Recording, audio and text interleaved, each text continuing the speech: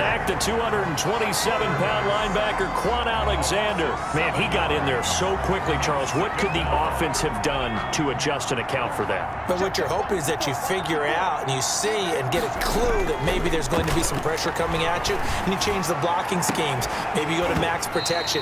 The biggest one is maybe you bring your running back in to try and keep you clean. But in that case, that didn't happen. Zero accountability, and a sack resulted. Well, as we get ready for third down, let's go back and recap here. The sack on the first play of this drive, that threw a wrench in what they were trying to accomplish because they were compelled to throw the ball on second down. A running play was not in the works. And that incompletion set up another passing down here on third and long. From the snap, he certainly looked like he knew where he wanted to go with the ball, but surprise, that guy was covered. So that took his attention elsewhere to no avail. This offense 2 for 2 converting on these thus far, so why not try again here on fourth down? They'll go for it. And able to find John Brown. And he'll have it past midfield almost to the 40 before being taken down. Fourth down conversion plays, you usually think 1, 2, 3 yards, maybe 10. Not there. What a huge pickup as the Sticks make a drastic shift forward.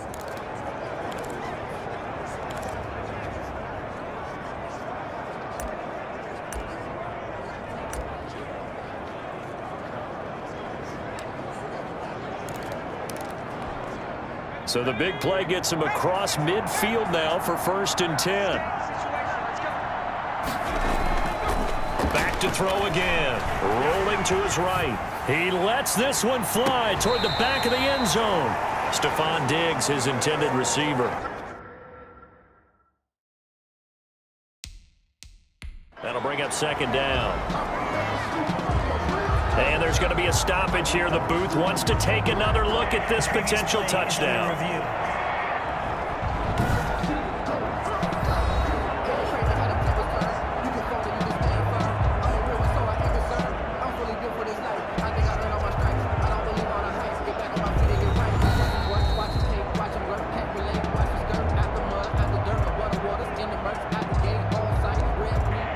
So they went to the booth to see if that was a touchdown, and they have decided it will not be a touchdown. 6 points off the board.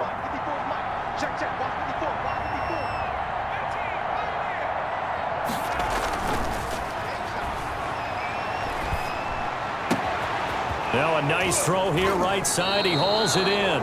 And this will move the chains again as the tackle's going to be made at the 49ers' 20-yard line. 22 yards there, a 1st down. That's the number 2 receiver in the NFL in terms of yardage. And tell you what, a few more plays like that, he won't be number 2 for long. Well, that's what often happens when you have competitors running around the field. These guys know where they stand in relationship to yardage, totals, numbers, the whole deal. And let's face it, all of them, they all want to be number 1. When you execute a drag or a crossing route really well and give them a chance to let it develop a little bit, you can gain some significant yardage hitting your tight end on that one. Off the play fake, he'll look to throw. They'll roll him out right. It's Knox, the tight end, making the catch. And now they're inside the 10 as he's brought down at the 9. It's a 3-yard pickup, and that sets up a 1st and goal.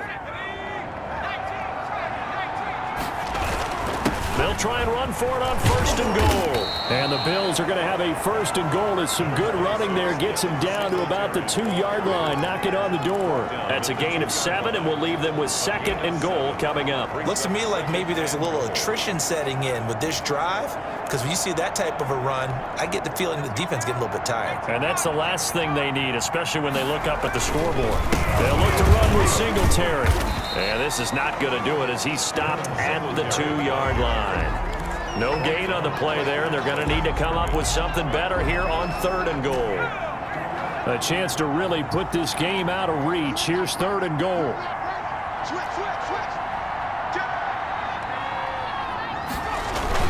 They'll try and run. Here's Singletary. Well, they hit him in the backfield, and he will not escape.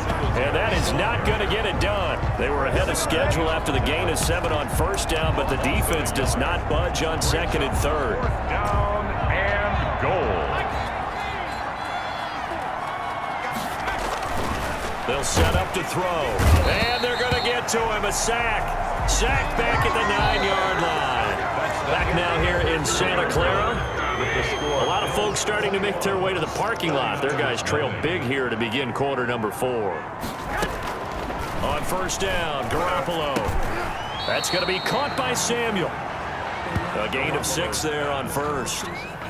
6 yards was the pickup on the last completion, so here's 2nd and 4. Decent start to the drive, but let's face it, they need a lot of things to go right in a short amount of time, down 3 scores. Yeah, they're going to run their 2-minute offense here in this game, but this is for future games. Can they get better and be ready for the next time, hopefully with a chance to win? The Niners on 3rd down, 0 for 3 to this point. They could use a conversion. Here it's 3rd and 2. And a throw there going to be incomplete. This one winding toward a conclusion. And how would you assess how the secondary is played? Well, we just saw them take another shot downfield that was incomplete, correct? Correct. So my assessment is that if anyone's played really well in this game, it's been the secondary. That was the latest example. Yeah, they've been solid. Really, the whole defense has been solid. Still pitching a shutout. So a change of possession here on the punt. And possession will switch hands, 1st and 10. Charles, you'd said the magic number was probably right around 20 for this defense because they're facing one of the top 5 offenses in the league in terms of points scored. They've had their moments, but this offense just a little too good, isn't it? They really are, because no matter what you do to make an adjustment on defense, they've had an answer for it. He's got the hook up to John Brown on the right side. And brought down, but not before reaching the 45-yard line. Nice way to start the drive. A gain of 12 and a 1st down. He's going to find his running back. It's complete. They'll contain him to just 4. 2nd down. It's now 2nd and 6. He's going to go deep for Beasley. And he almost intercepted it. They haven't picked a ball off yet. That probably should have been their first. And it's 3rd down now. 3rd down and 6. They'll look to throw again. Going deep for Diggs. And that is caught. Boy, how about that one? He reeled it in one-handed for a touchdown. He has really settled in throwing the football, and that touchdown here in the 4th quarter gives him a pretty comfortable cushion. He may be a rookie, but he's playing like 4th quarter, and the QBing is easy. How about this guy? Youngster, not worried about anything, just cutting it loose and having fun. It's good, and they stretch their lead to 28-0 now. Just a 4-play drive that time, and it culminates in a Bills touchdown.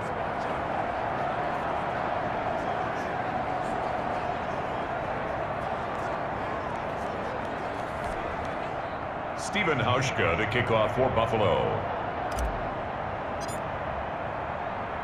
Hauschka now to send this one away following the score. Pettis now on the return.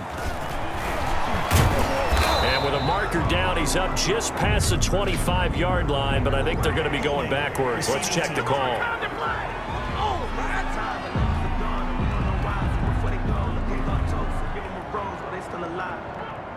Of course, they had the option, and they choose to not take the penalty. They like the results of the play that they just ran, and they elect to let them stand. Garoppolo on 1st down.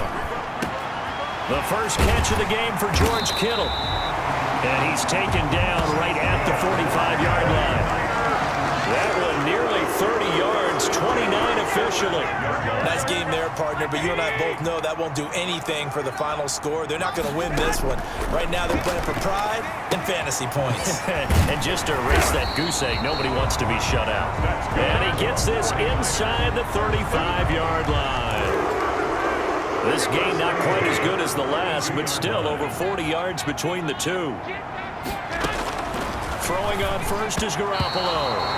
He was hoping to get that one to Tevin Coleman in space. And that'll bring up 2nd down. Incomplete. It leads to 2nd and 10. Garoppolo again. This one into the hands of Kittle, the tight end. And he's got a 1st down as the tackle made at the Bills' 22-yard line. Give him 10 yards there as this offense is on a roll. This drive continues to plunge forward. Here's Garoppolo on 1st and 10. And looking for Kittle, but it's it's intercepted. Able to get there and pick it. And a good return here as he takes it up past the 30-yard line. Facing this fourth quarter deficit, felt like they had to throw the ball, and on the other side, they were ready. No doubt about it. They're playing situational football. They look at the clock, they know the lead that they have, and all they're doing is playing pass on every down. Playing the pass, picking it off, and now big time in the driver's seat. Oh, he got position on him, and he pulls it in. So it's Bills football here as we get you reset. Not totally home free yet, but it's looking good as they come up 1st and 10. And past the 35, he'll be dropped a yard or two shy of the 30. 11 yards and a Buffalo first down. What I enjoyed most about watching Devin Singletary as a rookie, and he had a nice campaign, 775 yards on the ground and a rushing average in the top 5 in the league last year, is that what I saw in college transferred to the NFL. Continued to make the first tackler miss, whether he's in the hole or on the perimeter. I expect him to get to 1,000 yards rushing this season. From the 32 now, here's 1st and 10. That one looks like he'll throw here. Finding Knox there, complete. A good rally to the football, keeps him to only a yard, and it's 2nd down. Not a big window to throw. Coverage wasn't too bad there. Yeah, they had him under wraps pretty well, but somehow able to muscle his way open and catch the ball. Flush to his right. He's going to take off with it. And inside the 20 before he's brought down. Good coverage downfield led to him taking off, picking up the first down on a 13-yard run. We've seen the pressure get to him several times in this game. There, though, we see him escape it. And we've seen this rookie video before as well. That type of pressure, oftentimes, what do you resort to? Your legs, try and escape. What you hope is that this doesn't become habit for him, that he learns how to handle the pressure, still keep his eyes downfield, and make some throws. That one good for 10 yards. And that'll make it 2nd and a foot or so. It's 2nd and inches at the 8-yard line. It's just me and you. It's just me and you. Right there. And this one incomplete. Too much contact to hold on to that one, and it's 3rd down. And that's one of those plays where it's hard to keep 2 eyes on the football when you know the contact's coming, let alone getting 2 hands around it, hugging it to your body, and absorbing the hit, even for those big tight ends who you would think could absorb that contact. And almost intercepted. Would have been a huge pick in the end zone, but as it stands, that brings up 4th. Now they go for it on 4th, but this one is going to wind up incomplete. The Bills' drive stalls out on 4th down. And the 49ers are going to get the football back.